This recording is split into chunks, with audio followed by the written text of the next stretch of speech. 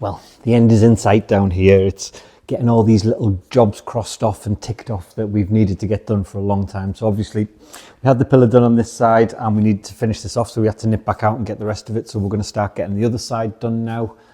And lots of you had commented in the comments about the structural integrity of the beam. Now, again, you know us, we wouldn't go to all of this work, all of this effort without having it properly checked. So it has been properly checked. The structural integrity is absolutely fine. It has been strengthened at some point and it hasn't moved now, like we've said probably 100 times across these videos, in over 100 years. It's not going to go anywhere. It's not changing. So it's now a case of getting that cover back up and deciding what we're actually going to do to frame that in the room, because it is a feature of the room, but it is what it is. It's not going to change. To put something like steels in is going to be a ridiculous exercise that's not going to produce any further effect because the beam is fine. It is as hard as concrete. What we'll also do as well is we'll treat it. We'll make sure that it's properly treated so that there's no further infestations. We'll give it a good soaking of woodworm treatment, make sure that there's not going to be any further problems in here. So we'll get on with that as well.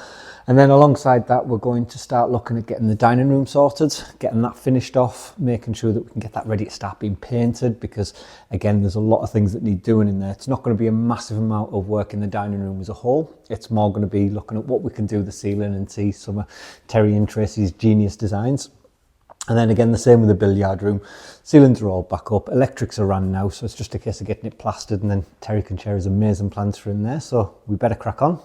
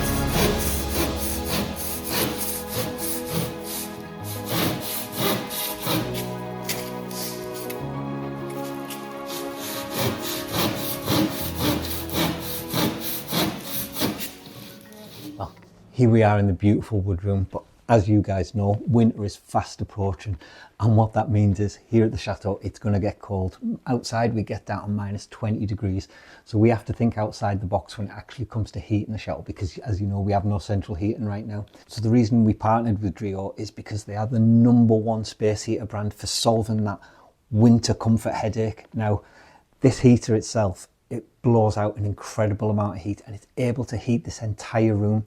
It's got a 60-degree vertical head and it's got 90-degree horizontal spin, which what that means is it's 3D heating and gives you 458% more. Now the reason we love this is because this is on. I'm sat right next to it, you can hear my microphone, and it's virtually silent, so when people are laid in bed they can lay there with the comfort and the heat, and they're able to just relax, and it's not going to put them off, it's not going to stop them sleeping. And at the click of a button I can feel heat instantly, and with the click of a button I also have control of it through an app, so I can control the heat in the room. After it's been on, even for long periods of time, with the Cool Touch technology, means I can touch it and it's safe, I'm not going to burn myself. The reason we're using Dreo space heaters in the bedroom is because they have a silent all-night warmth. You can sleep, work, chat with zero noise disruptions. It's got unbelievable, smoother, quieter motors than most heaters on the market right now, with a bionic air blade with curved fins that slice air resistance and slashing turbulence noise. With the Dreo's Eco mode, it has up to 40% savings. What it means is it detects the heat in the room and it won't go above that heat, it won't come on unnecessarily, and once it's reached its target temperature, it's not burning power anymore, it's not using electricity anymore. Dreo has been the absolute perfect partner for us to partner up with, and we're going to be putting these in all of the bedrooms because we absolutely love them. So check out the link in the description, they are absolutely incredible.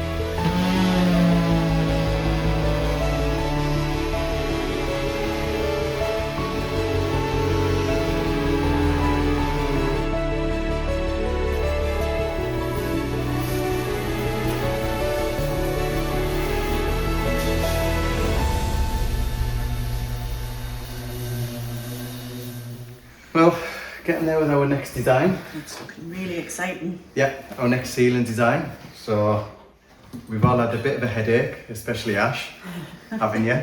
Trying to work out the maths of this. So this is going to be the ceiling for the billiard room. Now we want to create a coffered ceiling, and what that is obviously it's a like 2-stage ceiling, which is comprised of like loads of boxes. So it gives us like 2 levels. Now up we've already created our first level, which is obviously the base level. Now we have to create this second level coming down, and because we haven't got a massive budget, we can't create it all with wood and stuff like that. So we've turned back to our plasterboard, and this one is the insulated one. Now if you come down here, this one is the 40mm, is it? Yeah, so you got 50mm in total. Yeah, 40mm insulation, 10mm plasterboard, and that's obviously given us like 50mm clearance. Yeah. Which is going to allow us to create this sort of 2-stage ceiling effect. Now, cutting all these 10 centimetres wide, and the internal boxes are going to be 70 centimetres, are they? 70 centimetres each, yeah. Yeah. And then from that, once me and Mum try and get it up on the ceiling, we'll have, we'll buy some Corvin, which is 50 centimetres high, which will finish this edge off, so then that'll bring it in another 50 centimetres, if you know what I mean. You might have to just explain, you won't be sitting the plasterboard on top of the plasterboard, will you, Terry? No, they're not going to be sat on top like this, so these are going to be cut down to like make a grid system right the way along the ceiling. So it'll all be flat to the ceiling, won't it? It'll all be flat to the ceiling, yeah. We're not going to have it sat on here. Just laid this down just so we can get an idea of the spacing and how many of the boxes we're actually going to be having in the room. So it's all good. It does. It looks good. It looks really good, and it'll give another dimension. Finished. I know people are going to have concerns at the minute, as they always do. Yeah. It will look good when it's finished. And we're just talking about what we're going to put inside the boxes as well.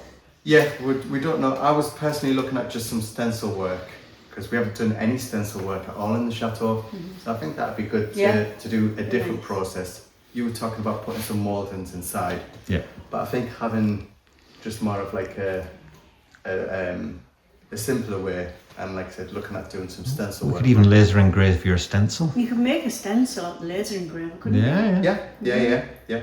So we can look at that.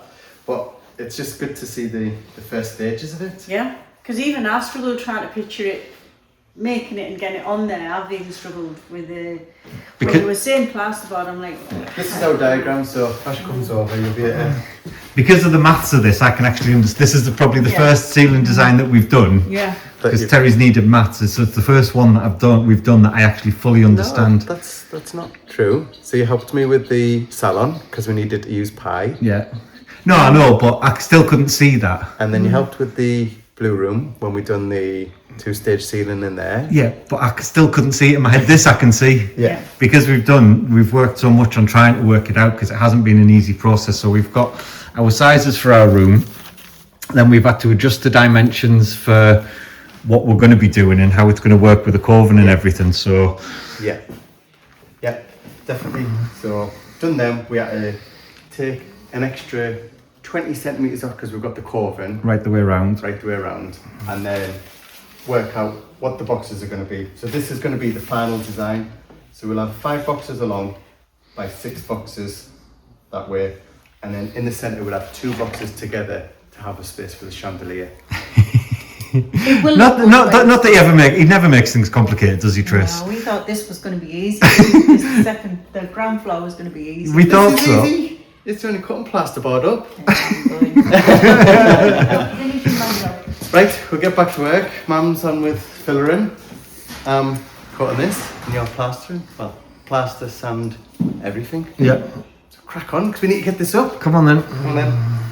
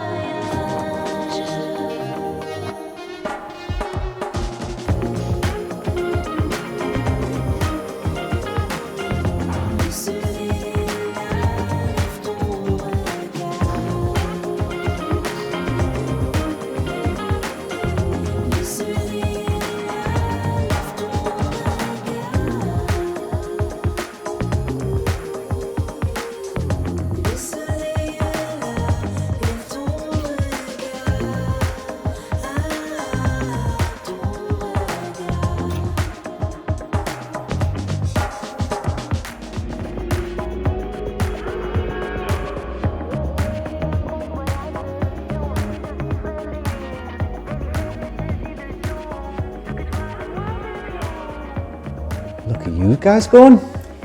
Right, cracking on. Isn't half? You've done a really good job, Yep. especially with that beam. Like I say, that was, I think it's always been a bit of an eyesore, the room, because of how it looked and because of the flaky plaster on it and the workings on it. Now, I can imagine this all being done nicely. I can imagine what you're going to be coming up with and creating. Definitely. So what we actually done with it, what you might have seen, is rather than getting all of the edge plastered in, we've used some quarter round wood trim just to soften the actual edge on the beam. So I'll show you what I mean here. We've got some. So we've got this trim, which we've just cut out a piece on the side so we can actually slot that in. It looks a bit messy at the minute because we've just plastered it all in. Yeah, sanded down, that'll go to nothing. But again, I was explaining to Terry and Tracy, the reason we couldn't do what we normally do with it is really when you're taping and jointing in the corners, because the stuff that we use, it really highlight the fact that the beam was curved. Whereas doing this, it's actually gone to the shape of what you've got. So you've ended up with a really nice finish on something that, to be honest with you, looked awful. Yeah, definitely. I think once it's all finished, really pleased with it. Like I said, it's looking a million times better now. And through in here, lots been going on as well. Yeah. So this is ready literally for sand. The billiard, get that sanded hopefully in the morning, and that'll be ready to start your coffering. You can start working on your ceiling. And dining room as well is ready to be painted. So much going on. And again, when the three of us crack on like this, we really do fly through jobs, don't we? Yeah, definitely. So this one's obviously going to be good. We're going to get a lick of paint on this just to sort of uniform it all, and then we can start working out what we're actually going to be doing with the design.